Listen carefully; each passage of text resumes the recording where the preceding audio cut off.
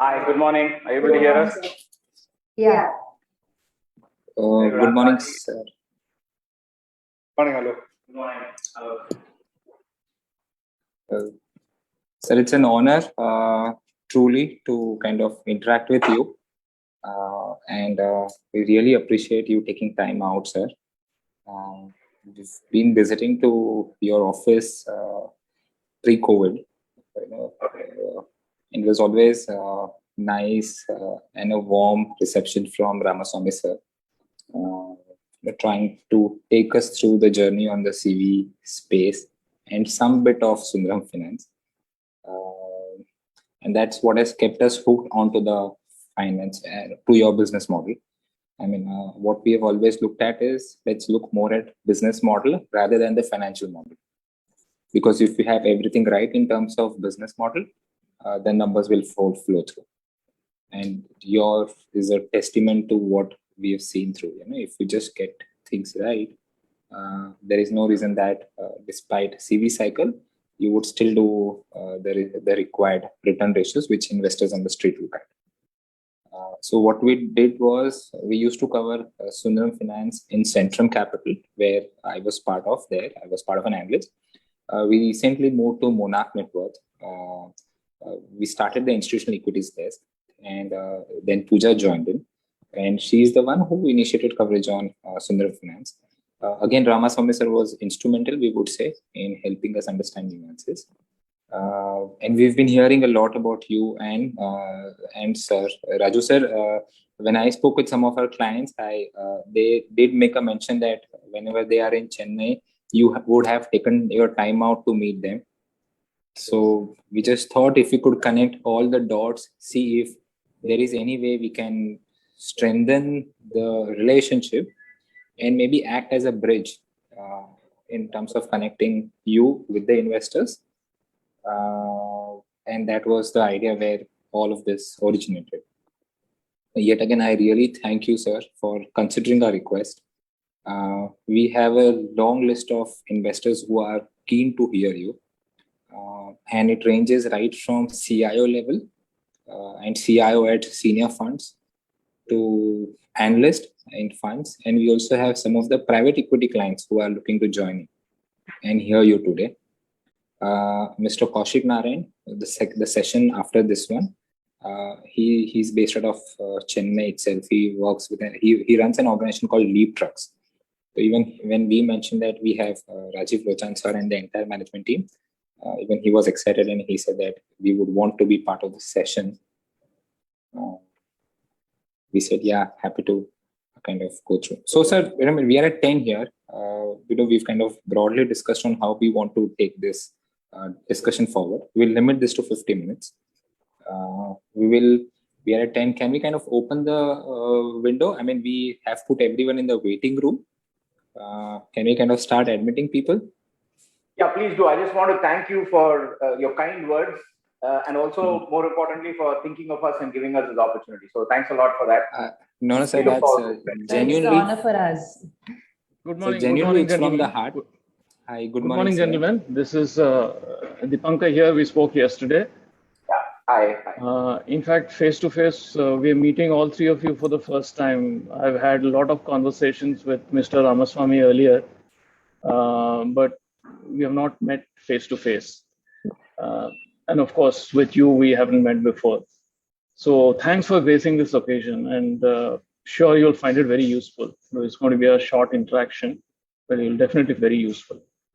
So I think, Alok, you're dually, I mean, you're seen on two screens. So I think you'll have to, that is one. And secondly, I think you will now start admitting people from the waiting room.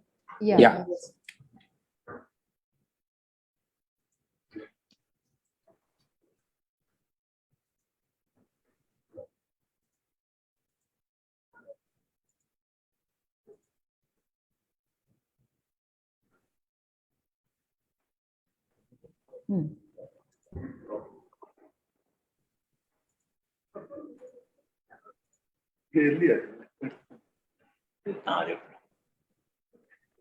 Stand. What to put on now? No, it is better. All of us should be visible. Should have better understand. No, don't go. There's no urgent need. It may not be kept here. May be kept elsewhere. Sir, so we have the participants. Should we start the call? Actually, more would join in as time progresses in the next few minutes, but we can begin actually. Okay. So would you like us to talk, Pooja? So I'll just start with the brief remarks and then I'll hand it over to you, sir. Okay.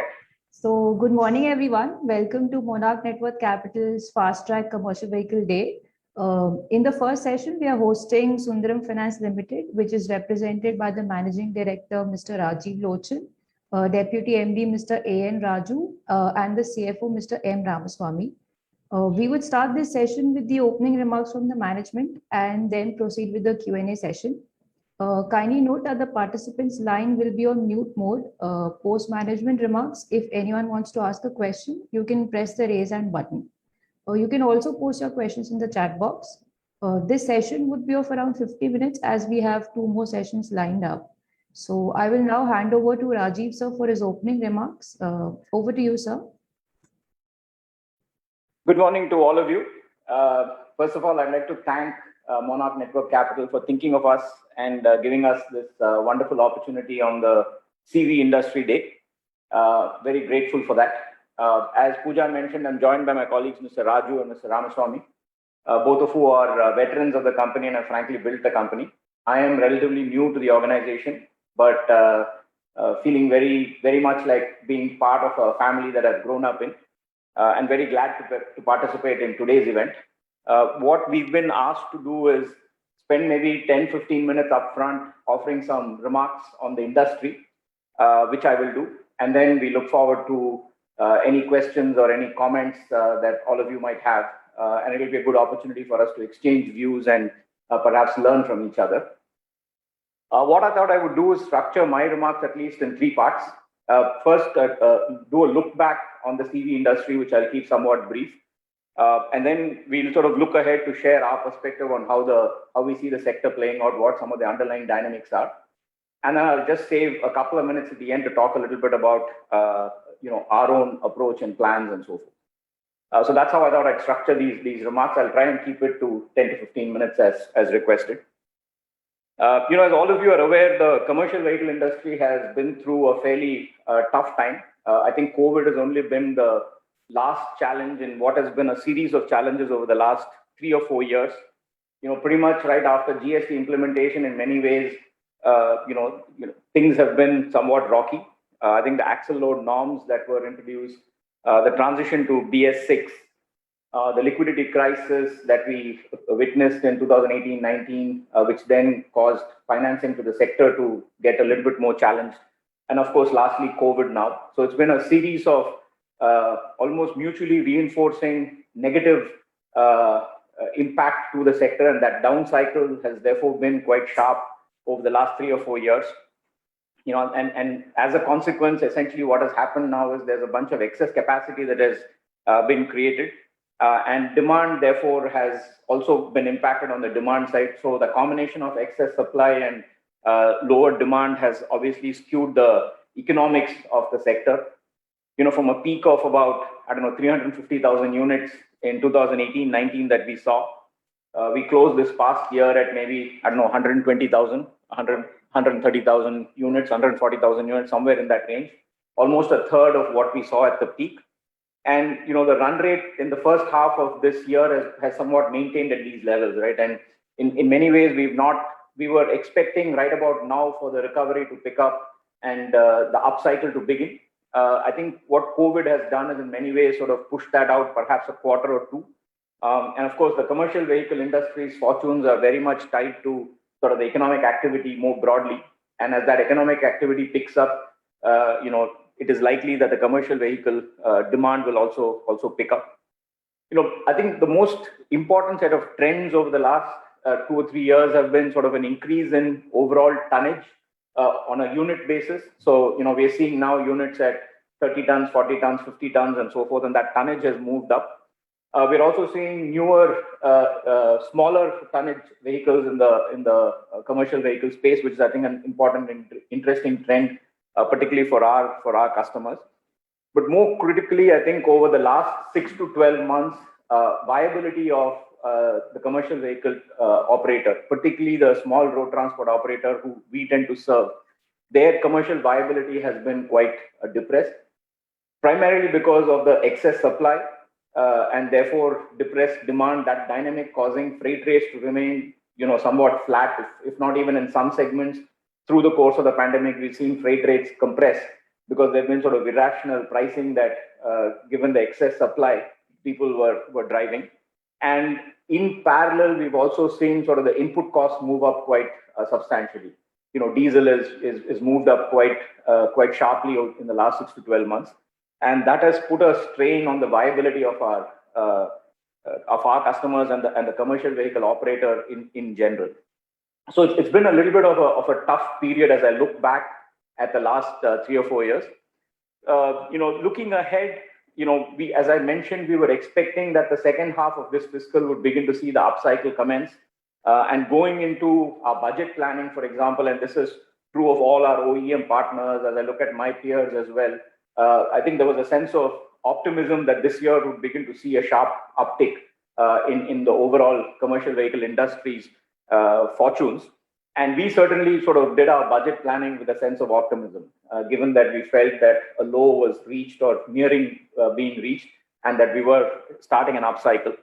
I think the wave 2 was quite a sharp blow across the sector and the industry, partly because it was, the intensity and fury was quite immense, but also the economic and emotional sort of trauma that it has caused has been quite deep-rooted. The community that we serve in particular has been impacted because these kind of healthcare expenses, the kind of loss to the principal operators and their family members is actually quite debilitating for this segment.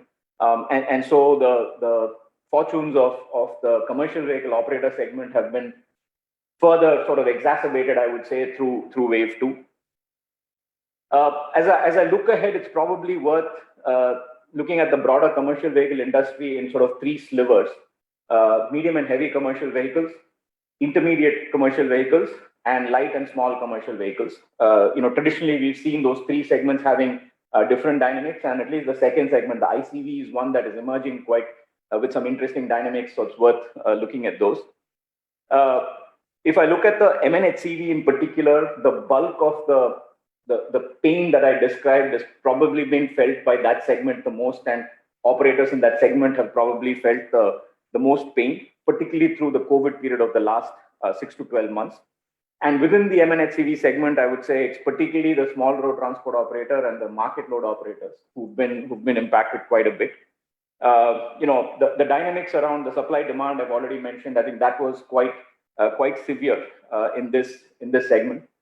We've not seen any substantial freight rate increases given the input cost hikes that we've seen.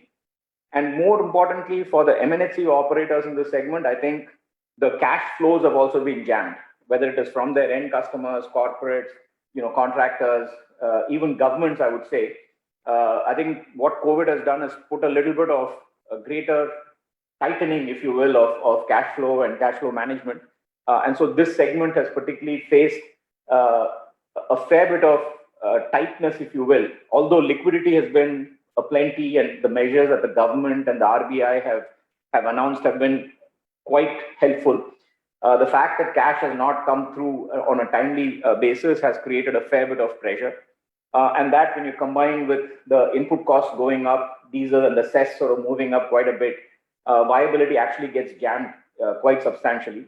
And that's one of the primary sources of stress for a lot of these operators. I think they've grown up in this business and this is the primary thing that they know to do. And it's not like a conglomerate. They have diversified streams that allows them to manage the risk.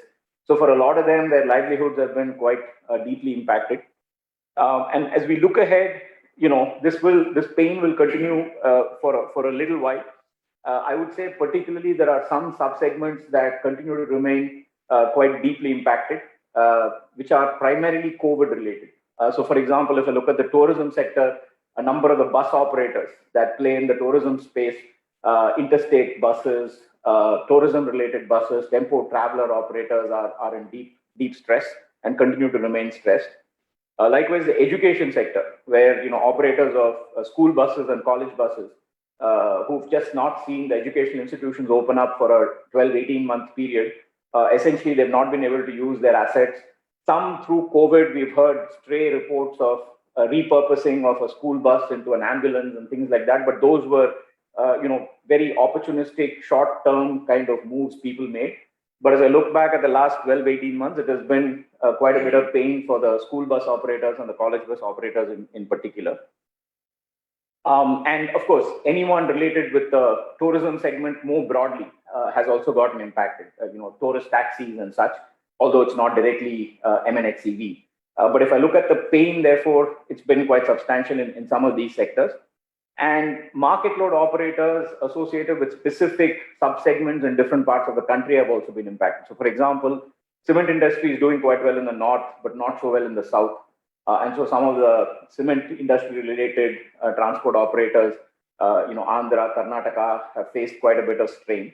And so there are pockets of for example, vegetable operators between southern Tamil Nadu and Kerala have been quite deeply impacted. So if I take a route by route and subsector by subsector focus within the market load operators, there have been operators that have faced fairly deep stress as well. So MNHCV, I would say, has borne the brunt of the last 2-3 years of a down cycle. We think we're probably at the worst, but it's very much contingent on economic activity sort of resuming and life sort of getting back to normal. So that's a little bit of comment on the MNHCV segment. On the ICV segment, we think is a very interesting development happening. We see a lot of the MCV and perhaps even some of the HCV customers, as the cost pressures and the viability pressures have increased. I think there is a movement downwards toward ICV. The 15-tonner, 16-tonner range is actually quite an interesting range. There have been a substantial amount of technological advances as well. Fuel efficiency is much better. We're seeing a much better maintenance cost. Drivability is a lot better. So we're seeing that trend beginning to happen. Equally, sort of the light commercial vehicle operators who are doing well are beginning to move up in tonnage and then beginning to occupy the ICV space. Of course, this is a trend actually we called, I'd say, about 3 years ago and began to make a push towards ICV. And right now we're seeing good traction in this segment. In our view, this segment will continue to remain quite robust and see traction, especially as I think about some of the other developments like the dedicated freight corridor and so forth, scrappage policy taking effect in the years to come. I see there are some interesting possibilities where ICV becomes sort of the last mile feeder of the dedicated freight corridor, giving fillip. And as people scrap their vehicles, they might consider this segment as an interesting one. So I think there are multiple dynamics that support the ICV segment getting more and more interesting from a customer standpoint. The third segment that I referred to was the light and small commercial vehicle segment. Very interestingly, that segment in many ways has not been impacted by many of the trends that I mentioned, especially related to the MNHCV segment. And if anything, I might even argue that it has benefited from COVID. The thrust towards e-commerce, digital commerce. We were even getting reports of migrant laborers moving back to their native places, now beginning to invest in a small commercial vehicle in those markets, right? So I think this segment, the SCV segment in particular, is one that has seen quite a bit of traction through the COVID period in particular. This is again a trend we called 3 years ago and have steadily built up our own muscle behind the SCV segment. And so we see this segment's fortunes continuing to remain pretty good as we look at the next few years out. And I think from the manufacturer side, as we talk to our OEM partners, there is a clear sustained investment from a supply side in this segment as well. So I think on the demand side, things are looking quite interesting, fueled by e-commerce, digital spending, and so forth. But equally on the supply side, I think there's been an investment in dealerships and production capacity, in technology and so forth, which allows for supply meeting that demand quite nicely. So I feel the LSAV segment, the light and small commercial vehicle segment, looks quite interesting as we look out. So that's a little bit of commentary on the three broad subsegments of the commercial vehicles. I'll just take 2 minutes. I'm sensitive to the clock. I probably have 3 more minutes. Let me just quickly touch upon some of the highlights from a Sundaram Finance perspective. M&HCV has been our bread and butter, and we've built a good reputation thanks largely to the loyalty of our customers in the segment. We are particularly proud of serving the small road transport operator, and I think connecting with them and in some sense helping them grow has been an important responsibility we think we fulfilled over the past few years. And we will continue to stay focused on serving the needs of that underserved segment, which is in many ways the underpinning of the Indian economy in our view. We've gone through the down cycle. As I said, we called a lot of these trends a little bit ahead of time and have made some investments in diversification. I think there are two broad trends. One, which I already touched upon, which is the shift towards ICV and the LSCV that we already did. That was an important element of our diversification to counter the down cycle in M&HCV. Equally, I think we also have made investments, I'd say over the last 10 years, quite substantially in the tractor and farm equipment segment and in the material handling and construction equipment segments. Both those segments, interestingly, over the next few years are seeing significant change and significant almost policy disruption, right? The rural agri segment is witnessing, in my view, unprecedented policy change, a lot of which will hopefully come through an implementation over the next few years. But that's going to see dramatic transformation. And so we think our investments over the last few years in that space, the broader rural agri segment, provides lots of opportunities and runway for us to explore. Equally, the national infrastructure pipeline and related investments in infrastructure and construction, we think are quite material and substantial. 100 lakh crores is a remarkable amount of investment. And so there's going to be substantial traction over the next few years. And again, we see the investments we've made in that material handling construction equipment, backhoe loaders, excavators, pavers and such.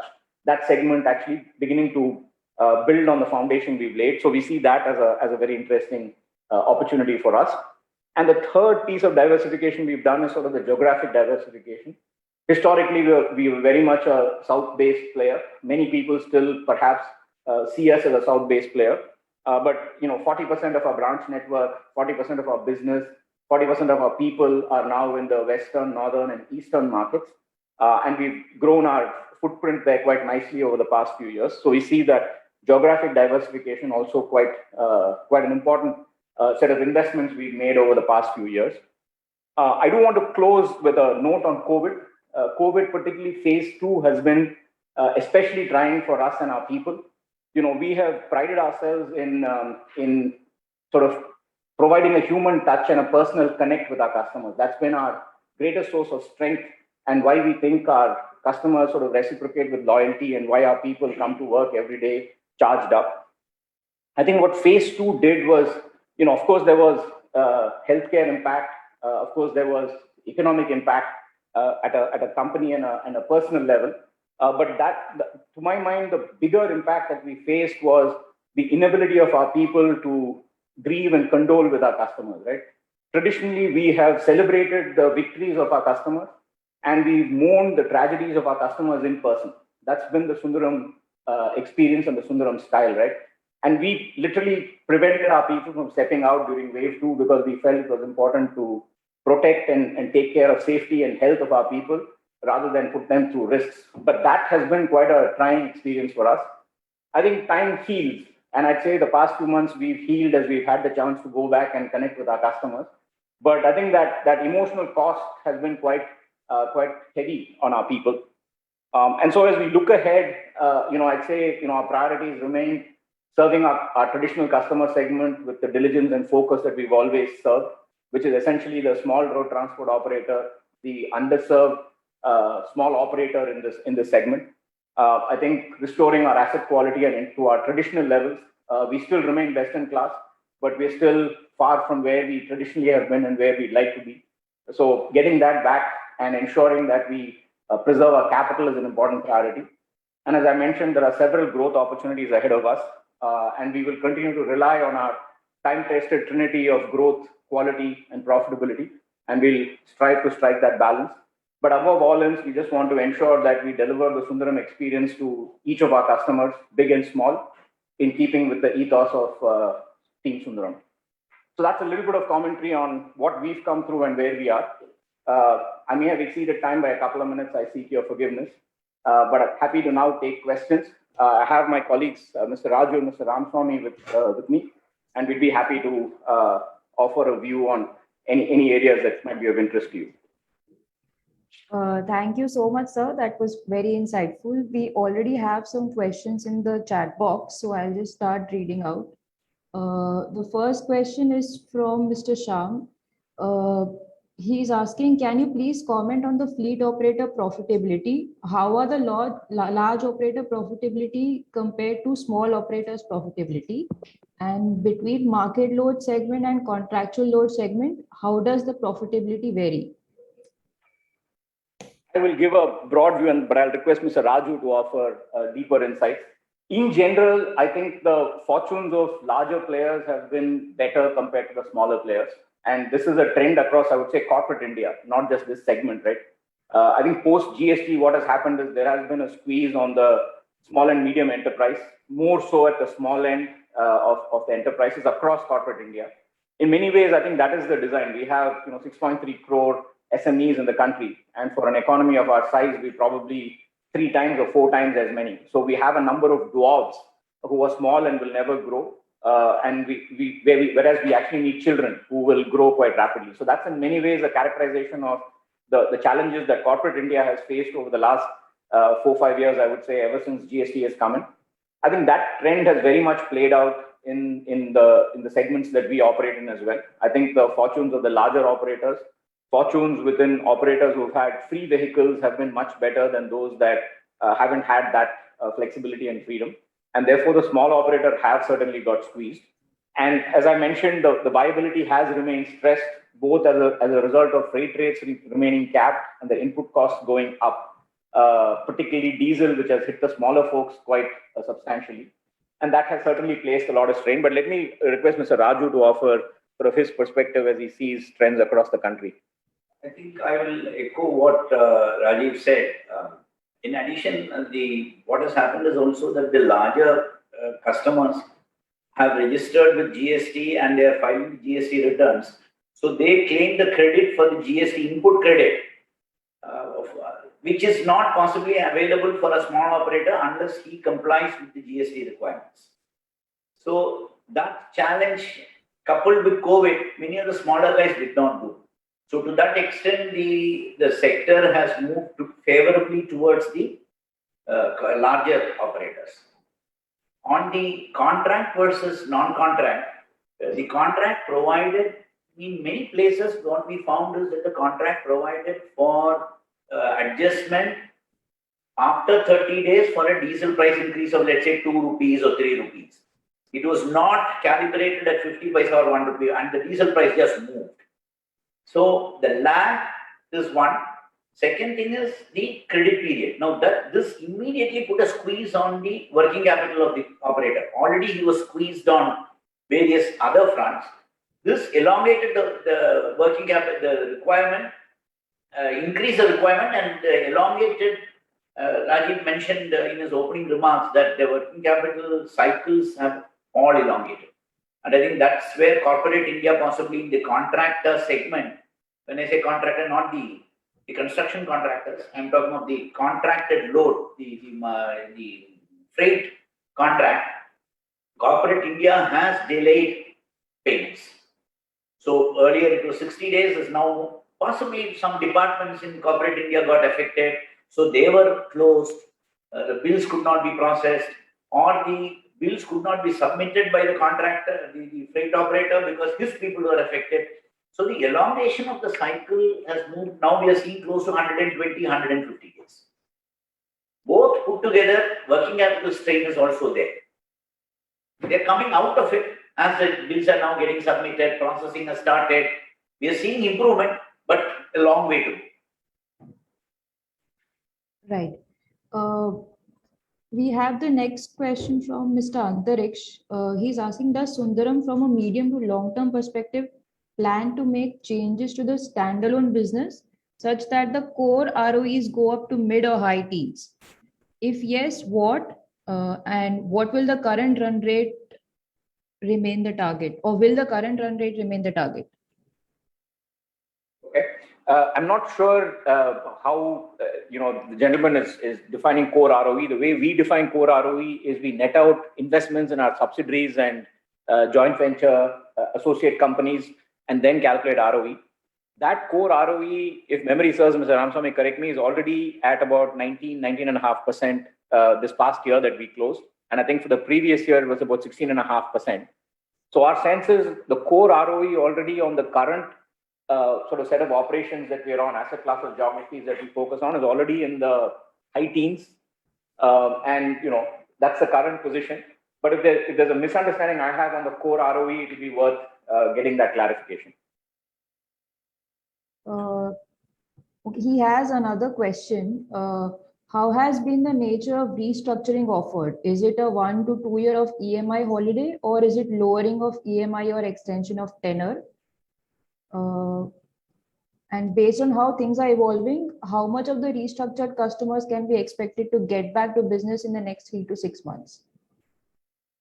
Yeah, I can comment on the approach we've taken. Hard for me to comment on what others have done. I think for us, the approach has been very much to go customer by customer, sub-segment by sub-segment, geography by geography, and form a view at the customer level of the intention and the ability of the customer to revive their business, right? Not so much pay us back, right? I think we formed a view on what is going to happen to the underlying dynamics of that customer, given what COVID has impacted. So that's the context in which we approach restructuring. And as we did that, I think the primary objective for us was to, first of all, calibrate the intention of the customer. And second of all, calibrate the timeline for the ability of the customer to get back on their feet. And as I mentioned, I think sub-segment by sub-segment, these dynamics are slightly different. And as a consequence, the prescription of restructuring that at least we applied was tailored to every individual segment. So we have instances where we've given a 3-month sort of holiday on EMI and then softer EMIs for maybe another couple of months before they come back to the regular EMI. That certainly is there. There are some segments where we've given sort of a 6-month holiday before it picks back up. So it varies segment by segment. I think what for us certainly was a gating factor was the asset liability mismatch, because ours sadly is a depreciating asset. That's an underlying asset. And so we were quite sensitive to ensure that we are not extending the restructuring period too long. That puts a pressure both on the customer and us, right, in an unfair manner. So I think that allowed us to gate the approach we've taken to restructuring at an individual customer level. And I'd say there are some subsectors where we did, I think, call it wrong. I think we should be clear about that. So for example, in October, November last year, when we were doing the restructuring, we were expecting life to resume by April, May, June, right? And so, for example, in the education segment, we were expecting that schools will come back by the June academic year reopening. And of course, wave 2 caught us, the intensity and magnitude and fury with which it hit us caught us certainly by surprise. So, that put a little bit of a complication for us to deal with. Mr. Raju, any other comments, Mr. Ramaswamy, from a... Exactly the thing. Buses where, I think school buses is where we got it really wrong.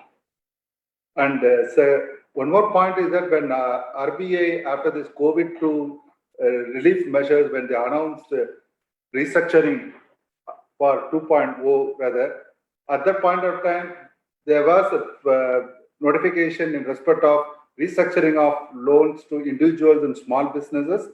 And there is another notification for some MSME customers.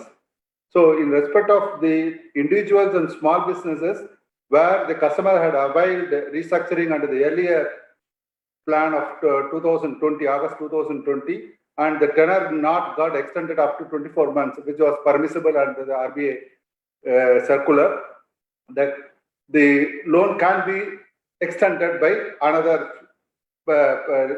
few months, depending on within the overall 24 months. But similar dispensation is not provided for MSME customers.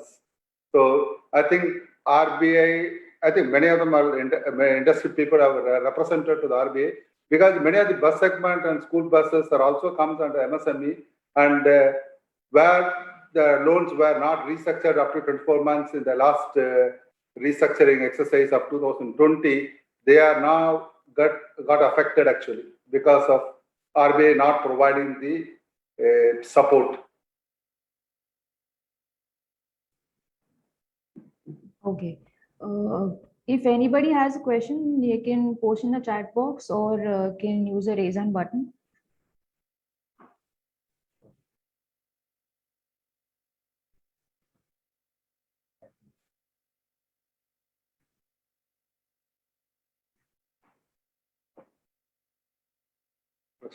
So there's a question in the chat box here again from Mr. Kaushik Narayan. How has the collection efficiency been across regions? In the wave two, are there any trends specifically to look at from Sundaram Finance point of view? I think it's been a month-to-month sort of learning and discovering experience over the last, I'd say, 12 months in particular, right? And I think the dynamics of post-wave one are quite different than the dynamics of post-wave two. In general, I think as economic activity has recovered, payments have gotten better, collections have gotten better. We saw that post-wave, when the moratorium came to an end and life began post-wave one, we saw that. We've certainly seen it in the last few months. June is better than May, July is better than June, and so on and so forth, right? And September is looking certainly better than August. So I think that's one important trend, which is that collections are tied very closely to underlying economic activity. I think the underlying dynamics of that we've discussed so far, whether it's in MNHCV or whether it's an SCV or large fleet operator versus small road transport operator, dependency on the cement industry, state government dependency in terms of payments, LPG cylinder operator. So we've got to look at the dynamics from a asset class as well as region standpoint, very much based on the granular build-up of these trends. And certainly in markets of ours, which are more MNHCV dependent, which are more small road transport operator dependent, which are more, for example, cement industry or state government dependent, I think the stress has been a little bit more, completely understandable, given that these are, unprecedented times that we're going through. And other places where we've had, a slightly less reliance on some of these asset classes and customer segments, I think obviously life as it has come back has been much better. So, at a broad level, those are the trends we are seeing. Anything else, Mr. Raju, to note, or Mr. Ramaswamy, worth calling out? But relatively, the COVID has affected in the month of May and June at the southern part, actually. Even Kerala is still under challenge because of that. But other than the south, when you look at it, all of them were affected only for a part period of either March or April. So all the other states outside the south, actually, all of them have recovered well in terms of the customer viability and also as the repayment, etc. is definitely better. But southern states were most affected, and the customers, though they are back into the business, but because unlike the COVID one where RBI allowed moratorium, this time there is no moratorium is allowed. So when the customers came into the business, their ability to catch up with the old arrears is becoming a challenge today. They are able to service one installment, but their economic viability is not enough to catch up with the past arrears. So that has been a challenge now at this point of time. I think that's an important point on sentiment, which I just want to echo, right? I've been traveling up in Madhya Pradesh, Rajasthan, Delhi, Maharashtra, and so forth. And certainly the mood there is much, much better than what we see down here in the south. So I think there is a definite sentiment, and it's very much tied to the point Mr. Ramaswamy is making around, the mood which moratorium offered versus not having it now and the rollover happening. I think that is causing a little bit of sentimental hit now here in the south. So as an extension there, is it safe to say that the northern markets or non-south markets could well enter into a pre-COVID collection efficiency sooner than later? Yeah. Are we already there? I think that's a fair comment. Yeah. So we are already there, or we should be there in a month or two's time. Already there. They are already Already there, I would say. Already there. And for South, it should be a quarter away's time, or could it be Q3? Max. Yeah, probably, yeah, 1 quarter. Sure, this was an December, extension. they'll be To, all right. Looks like. perfect. Yeah. Thank you, sir. Yeah, there's a raise hand, so I Yeah, think you yeah. have to take. Yeah, sir, we have a question from Mr. Prashant Sridhar. Sir, you can go ahead. Yeah, morning, sir. Hope I'm audible. Yes, you are, Prashant. Go ahead. So I just wanted to check. So with this diversification in the vehicle finance industry, and you even have an HFC, what is sort of the strategy for Sundaram Finance, let's say 5 years down the line, in terms of what to grow and where to grow? Yeah, 5 years is too long a period given the kind of uncertainty and volatility we are seeing, Prashant. So I don't know if I'd be, certainly I'm not wise enough, but I don't know if I'm courageous enough to take a 5-year view. But as I look at the unfolding macroeconomic opportunities in India, the next 5 years certainly presents, in my view, an unprecedented, growth and prosperity opportunity for the country. We've had, a number of investments in policy and changes in the approach and reforms that have been put in place over the last 4 or 5 years. I see them naturally playing out over the next few years. And as I correlate that with sort of the geographies we operate in, as well as the asset classes we are present in, I think there's a very interesting possibility for us to participate and support the growth of the sort of India prosperity journey, right? And so from that standpoint, to my mind, what we need to do is more of what we've been doing, try to do it, as much better as we can. We will stick to the growth, quality, profitability trinity that has worked very well for us and has been tested over the last few decades and works well. And there's plenty of headroom in geographies we operate in and asset classes we operate in that we can, participate in the growth that will naturally come quite well. So to my mind, continuity and ensuring the Sundaram way is deeply embedded and scales up is the real strategy, I would say. Of course, there is a hell of a lot of investments we're making in technology, digital, data science. And what we see that doing is actually helping unleash the productivity and the Sundaram touch that our frontline teams can deliver to our customers. Roughly about a third of our people's time goes in administrative tasks, which we think can be nearly entirely eliminated through smart digital and technology interventions and support. And through data science, we think we can provide a lot more focus and prioritization to their efforts. And therefore, I see that set of investments that we've made over the last 5 to 10 years continuing over the next few years, and perhaps sort of industrializing that a little bit more so that we can genuinely scale up the unleashing of the Sundaram experience to all our customers.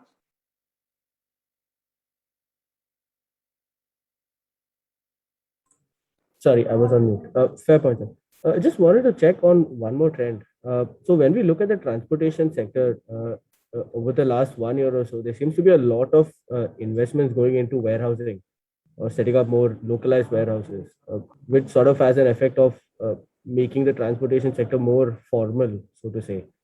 Right? So how does this affect the three broad segments that you categorize: MHCV, ICV, and LSCV? Well, I think in general, particularly as the rural agri space, following some of these reforms that have been legislated but are awaiting implementation, in particular take effect. And the trend that you're referring to is, I think, more broad-based than simply rural agri.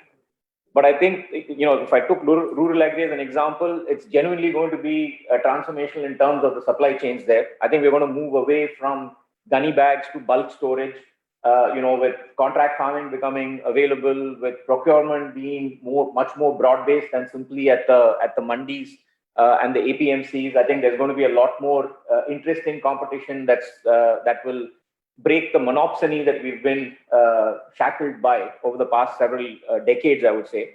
And so that obviously creates plenty of opportunities for logistics and transportation. And it's not going to be just restricted to localized, origin destinations, right? We could actually see a significant change in the way we think about underlying goods being transported pan-India, and that opens up new routes. Parallelly, we are seeing infrastructure developing as well, which means our road network is going to be better, port to road is going to be better, rail to road is going to be better. So, as that infrastructure story unfolds as well, there is going to be a significant boost to the transportation sector as a whole. Now, I think the interesting challenge is going to be to figure out, which of these asset class subsegments and which geographies and industry subsectors are where the action is going to emerge sooner rather than later, right? I think that's the trick. And at least in our view, the best way to do that is to stay close to the ground, understand how our customers are behaving, stay in touch with our OEM and dealer partners, and really get a pulse for these trends a little bit earlier than might happen otherwise. In general, given our customer intimacy, that has been our experience so far, right? We've had the good fortune of being able to call some of these trends a little bit ahead of time. And we're hoping that same approach will stand us in good stead. Ms. Raju, any additional comments from your end? Yeah, this is nothing. Okay.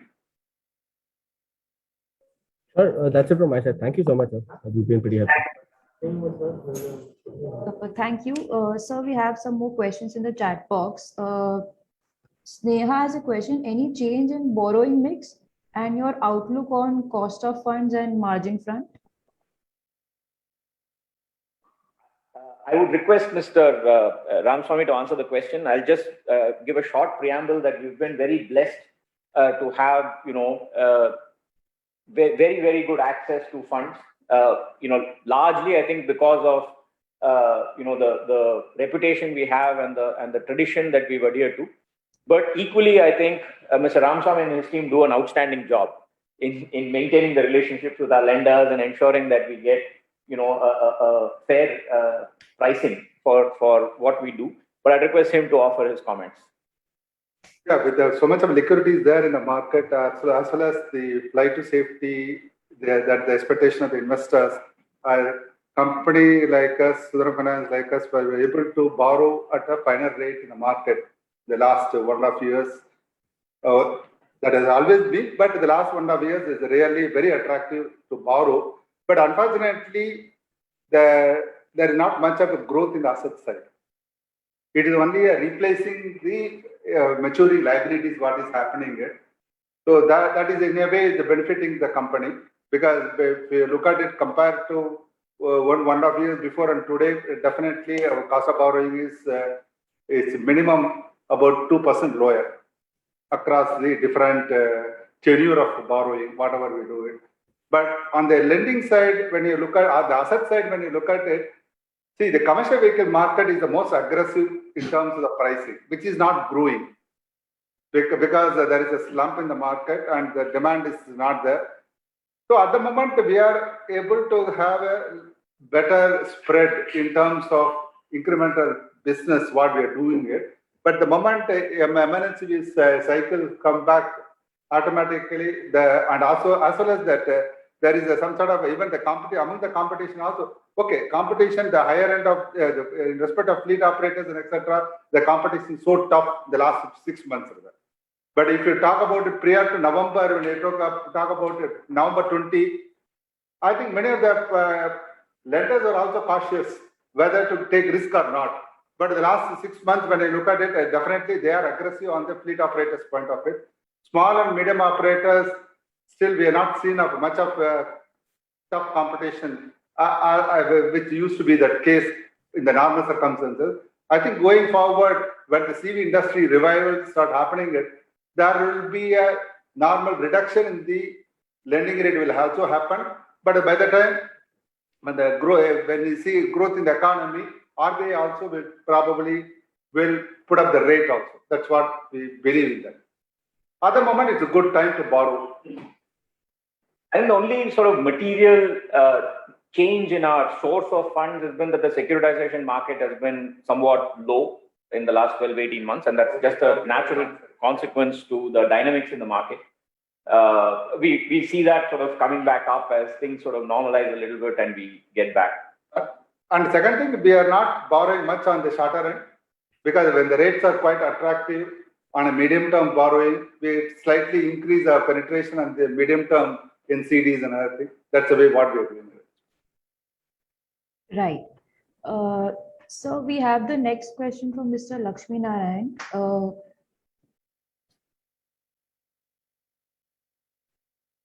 Sorry. So we have the next question from Mr. Anand Bhavnani. He's asking, given the weak growth and the high competitive intensity, how much do you expect margins to contract as interest costs normalize? Can you repeat the question, please? Given the weak growth and high competitive intensity, how much do you expect margins to contract as interest costs normalize? Yeah, no, so again, the weak demand is concentrated in specific asset classes, and competitive intensity, therefore, also is in specific asset classes. And so it's hard to sort of generalize and say that there is significant margin pressure. In specific asset classes, we will see margin pressure. So, for example, large fleet operators in the MNHCV segment, there is obviously not so much demand, but there's plenty of supply, and there's significant margin pressure.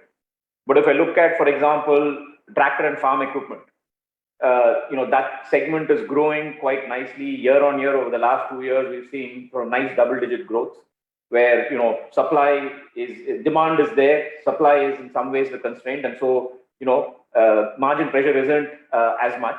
And as Mr. Ramaswamy said, our cost of funds are at the lowest that we've seen in a while, right? And that gives us meaningful comfort and cushion on the spread that we're able to make. So I think as I reiterate the diversification we've done, both in terms of asset classes as well as geographies, that gives us meaningful base around which we can optimize the IRRs and yields we're able to charge, and at the same time, given the cost of funds advantage, strike the right balance. So market, we want to pick up share, we are aggressive and pick up share in specific markets, specific asset classes, specific customers, I would say, where there's a strategic need for us to place a bet. And so we are going head to head with some of the larger private sector banks in many of these markets. Equally, we have many other segments where we have a strong presence, great customer connect, and the ability for us to realize the appropriate pricing works out okay. So overall, I would say we are holding up well. And so Ramaswamy says, looking ahead, as rates firm up a little bit, and sort of the credit deposit sort of ratios for banks in particular begin to pick up, we will enter a period where things will get challenging. But that's, I think, part of the game, right? We just have to deal with that, and that's where I feel our both diversification approach that we've taken, but also this time-tested growth, quality, profitability balance that we've learned to strike will help us. Right.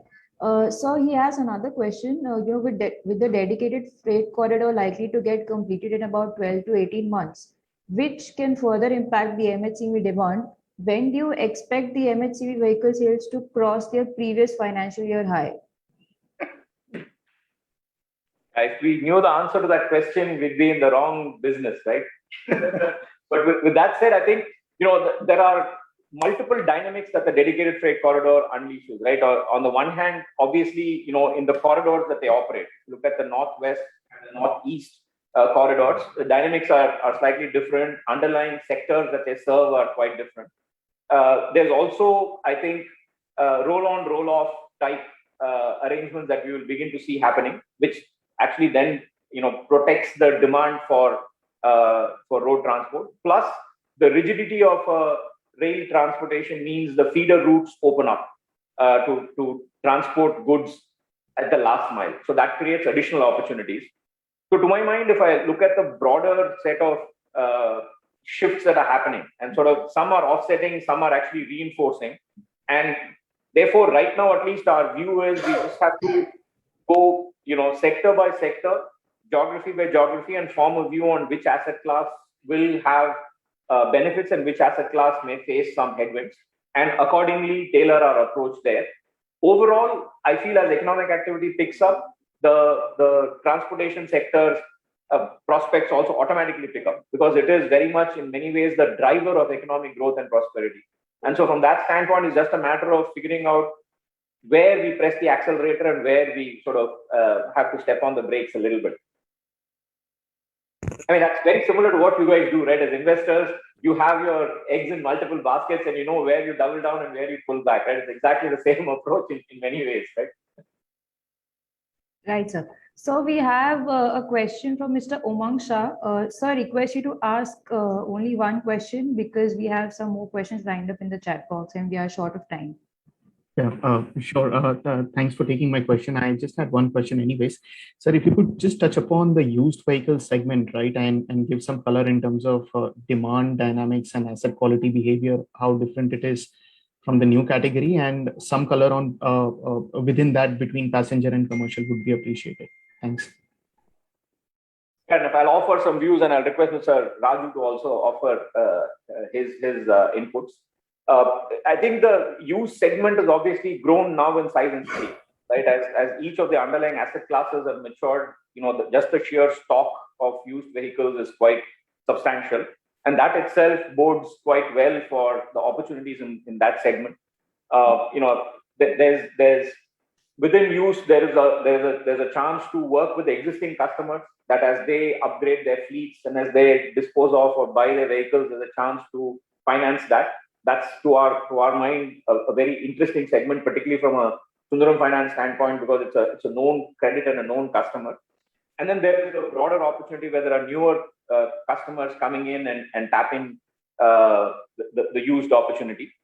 The dynamics between I will not spend too much time on the passenger cars. That's almost an ongoing sort of cycle of replacement and new purchase. But on the commercial vehicle side, I think as technology has improved, the lifespan of vehicles has also improved.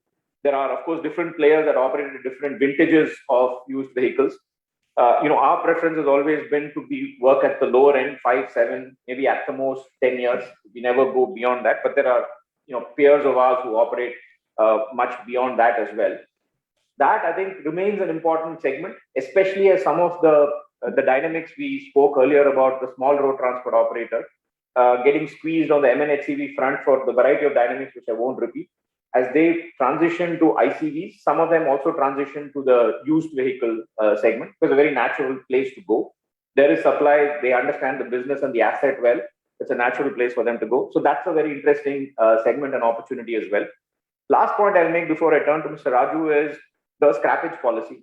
I think the scrappage policy creates, again, positive impact for used vehicles, but also creates a little bit of a gray cloud as far as used vehicles are concerned. I think the intent is to ensure that the useful life of the vehicle is maintained and we don't abuse the vehicle and cause complications. So to the extent that the scrappage policy has been introduced and there are pressures on the new vehicles, I think there is a window now where supply demand dynamics will again potentially increase the pricing, for example, of used vehicles and make it interesting from a window of opportunity standpoint. Equally, as the scrappage policy takes firmer root, incentive, disincentives, timelines get clarified and implemented over the next few years, naturally the ability for operators to push the used vehicles for longer and participate comes down, which is positive news on the new vehicle front, perhaps not so much on the used vehicle front.